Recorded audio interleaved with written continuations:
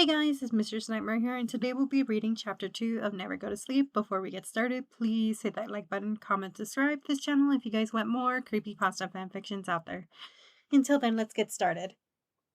Mia grabbed the curtains and pulled them shut. Even though with them closed, she knew about Jeff. They can see her somehow. It's been 2 days since her mother died, and after Jeff's disappearance, Mia went to the police and told them what happened. Of course, they didn't believe her until they saw her mother's corpse laying in the kitchen. Now, the police drive by her house every hour to check on her. Mia, your lunch is ready, her dad yelled. Coming, she replied as she looked outside the window on the one last time before heading downstairs. She closed the curtains again and ran downstairs into the kitchen as she grabbed her sandwich and turned around to go upstairs, not wanting to stay in the kitchen any longer. She had it to. Wait a minute, her father apprehended from the corner, signaling her to slow down. Mia sighed and sat down on the couch.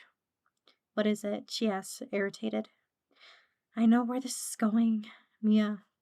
I know how you feel about losing your mom, but this isn't your fault. I know, Dad. I know it wasn't my fault.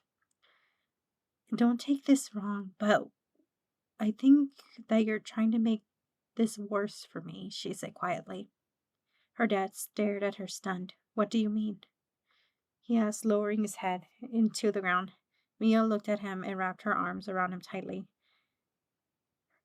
Her dad hugged back. She could feel tears dripping down her back.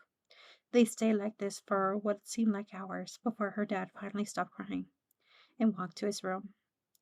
Mia grabbed her sandwich and walked to her room, signaling, changing and shutting the door, sitting down on her bed. Dad. It was all she could think about. Her dad was going to do when the window opened. She quickly stood up and jumped.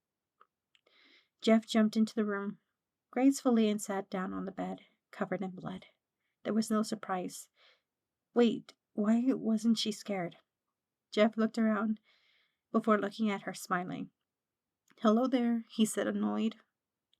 Get out, leave me alone, she wanted to yell, but her dad would hear her and probably get himself killed if he tried to fight Jeff.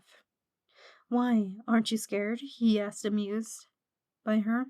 Oh, I don't know, maybe because you're always appearing outside my house, my school, and now my room? She sat down on her beanbag chair, sitting the opposite side of the room. He glared at her and chuckled. Well, he felt this amused him. Why are you sitting down there? He patted the spot next to him. No thanks. Sit, he said loudly. Okay, be quiet. She walked towards him and sat beside him. Jeff smiled, and it wasn't the same smile before, but the smile seemed inhuman and creepy. But that smile made him look just a little bit normal. Mia looked at him and sighed. Why won't you just leave me alone? She asked him. Jeff's eyes her coldly. You don't like me? He asked smugly, smiling on his face, slowly getting smaller.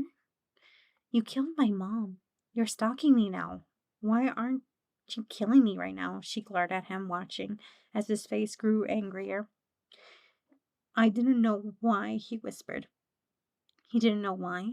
Jeff looked back and stared at Mia, her eyes, before standing up and walking towards the open window. I'll be back.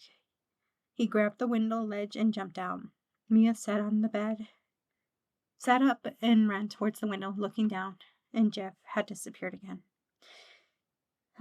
He must have been okay just to run off like that. Why do I even care if he's okay? He killed my mom.